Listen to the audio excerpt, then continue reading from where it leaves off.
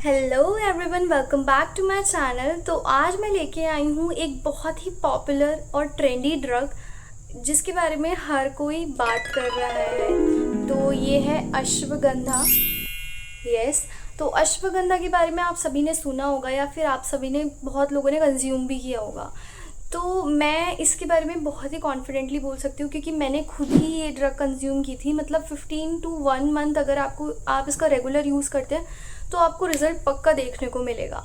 मतलब कि जो लोग वर्कआउट करते हैं, एथलीट हैं या फिर जिम रैट्स हमारे, तो उनके लिए तो ये बहुत ही ज़्यादा बेनिफिशियल है क्योंकि obviously it is useful in gaining mass, muscle mass.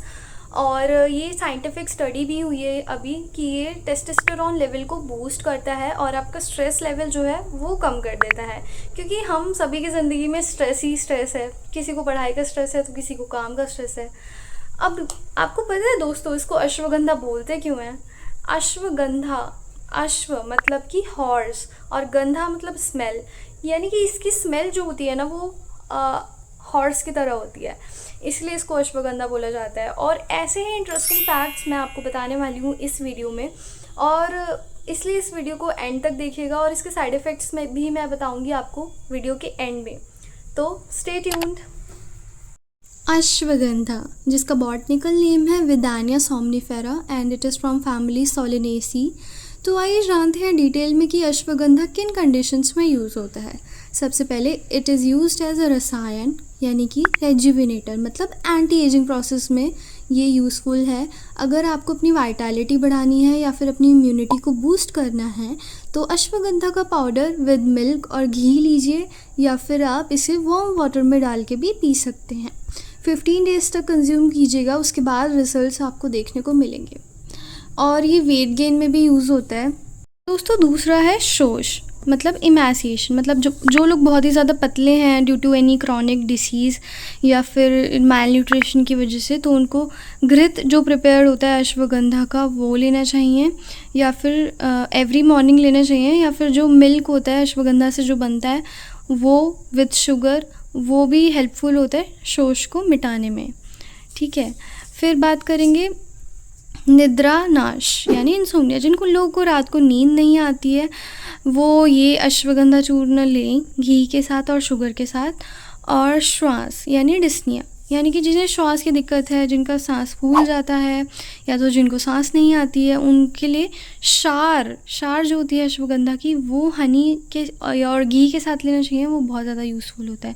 फिर है गर्भधारण यानी कंसेप्शन, जो लोग प्रेगनेंसी चाहते हैं अपनी, तो उन्हें अश्वगंधा का घृत लेना चाहिए जो कि प्रिपेयर होता है अश्वगंधा के क्वाथ से, और उसके साथ मिल्क का कंजप्शन करना चाहिए वुमेंस को रिप्रोडक्टिव हेल्थ के लिए और कंसेप्शन के लिए। ऑल्सो एक्ट्स एज बलवर्धक, अगेन जो लोग अंडर वेट हैं और जो लोग जिम जाते हैं, एथलीट हैं, तो उनको बल्य प्रदान करता है। फिर शुक्रल मतलब शुक्र धातु को बढ़ाएगा, इन्हांस करेगा, मतलब कि आपकी रिप्रोडक्टिव हेल्थ को बहुत ज़्यादा अच्छा रखेगा। फिर रसायन, अगेन ये रेजुविनेशन के लिए यूज़ होता है। कांतिवर्धक, यानी कि स्किन जो है स्किन की वाइटैलिटी को इंक्रीज़ करेगा, और साथ ही में जो चेहरे पर ग्लो आता है वो भी आएगा आपका अश्वगंधा के यूज़ से। नाड़ी बल्य मतलब नर्व रिलेटेड प्रॉब्लम, जैसे कि पार्किंसन है, ऑनियम्स की, तो अश्वगंधा को बल्य कहते हैं क्योंकि ये स्ट्रेंथ प्रोवाइड करता है। वाजीकर बोलते हैं क्योंकि वाजी मतलब हॉर्स होता है, और ये यूज़ होता है हमारा सेक्सुअल परफॉर्मेंस को इन्हांस करने के लिए, लाइक दैट ऑफ हॉर्स, तो इसलिए इसको वाजीकर बोलते हैं। फिर कंचुका मतलब इंक्रीज़ करता है शुक्र धातु को। और वराह मतलब पिग होता है, करनी मतलब ईयर, मतलब इसकी जो लीव्स होती हैं वो पिग के ईयर जैसी होती हैं, इसलिए इसको वराह करनी भी बोलते हैं।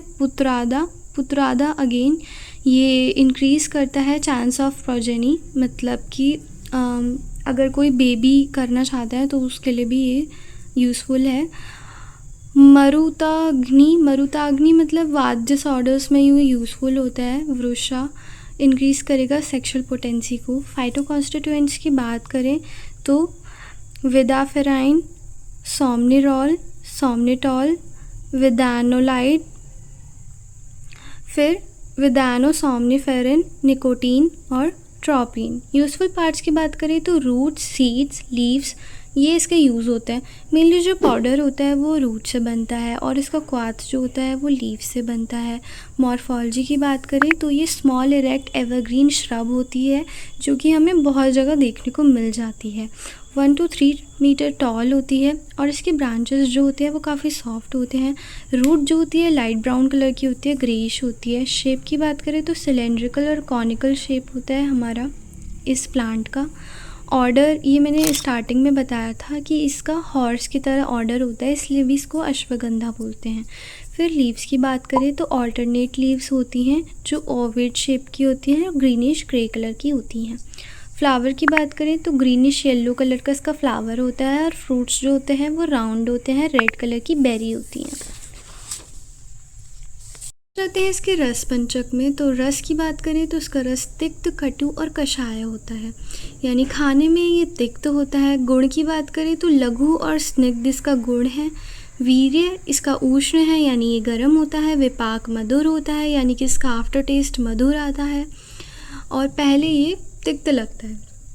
फिर एक्शन ऑन दोषास, ये कफ और वात दोनों का शमन करता है। कफ का शमन करेगा क्योंकि इसका उष्ण वीर्य है और तिक्त और कषाय इसका रस है। वातहर होगा क्योंकि इसका उष्ण वीर्य है और मधुर विपाक है।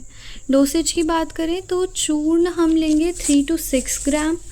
अगर आप घृत ले रहे हैं तो 10 to 20 ml लेंगे इसका। फॉर्मुलेशन की बात करें तो ये मार्केट में अवेलेबल होता है एज अश्वगंधा चूर्ण, अश्वगंधा घृत और अश्वगंधा दियारिष्टा, और ये क्वाथ की फॉर्म में भी आप ले सकते हैं। अगर आपको ये वीडियो, दोस्तों अश्वगंधा के बारे में मैं कुछ और चीज़ें आपको बताना चाहती हूँ। अगर आप इसको कंज्यूम करने वाले हैं तो कुछ लोगों को, किन लोगों को ये मॉर्निंग में लेनी चाहिए और किन को नाइट में। तो मॉर्निंग में उन लोगों को लेनी चाहिए जो ये इसे फोकस के लिए ले रहे हैं या फिर अपनी स्किन की वाइटलिटी बढ़ाने के लिए ले रहे हैं या फिर इसको बल के लिए ले रहे हैं अपने, तो उनको तो ये मॉर्निंग में लेनी चाहिए। मगर जो लोग स्ट्रेस के लिए ले रहे हैं या फिर जो लोग इंसोम्निया है जिन लोगों को, या फिर जिन लोगों को अपना टेस्टोस्टेरोन बूस्ट करना है, तो उन लोगों को ये नाइट में लेना चाहिए, सुबह में नहीं लेना चाहिए। एंड अब मैं इसके बात करूँगी साइड इफ़ेक्ट्स के बारे में। तो इसके साइड इफ़ेक्ट्स ये हैं कि जिनको थायराइडिज्म है, हाइपर थायराइडिज्म, तो उनको ये नहीं लेना है क्योंकि ये जो है थायराइड का सिक्रीशन इन्हांस करता है, बढ़ाता है उसको, तो उनको ये नहीं लेना है। सेकेंडली, इमोशनल नमनेस क्रिएट करता है, मतलब कि आपका मोटिवेशन वो बेसिकली ख़त्म कर देगा। अगर इसका लॉन्ग टर्म हम यूज़ करते हैं, बहुत टाइम तक आप अश्वगंधा लेते हैं, तो आपको नमनेस फील होगी ही इसकी। तो उसके लिए आपको पहले से पता होना चाहिए स्टे स्ट्रॉन्ग, मतलब अश्वगंधा की यूज़ से ये चीज़ होती है तो आपको पता चल जाएगा, तो आप पहले से उस चीज़ के लिए प्रिपेयर हो जाएंगे। फिर थर्डली अगर हम बात करें तो ये एंटी इन्फ्लेमेटरी इफेक्ट होता है इसका। तो अगर आप जिम जाने से पहले इसको, मतलब प्री वर्कआउट या पोस्ट वर्कआउट की तरह इसको नहीं लेना है बिल्कुल भी, मतलब 2 घंटे पहले जिम से या 2 घंटे बाद एक्सरसाइज वगैरह के इसको नहीं लेना है।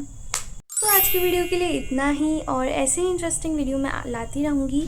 Stay tuned. Thank you for watching.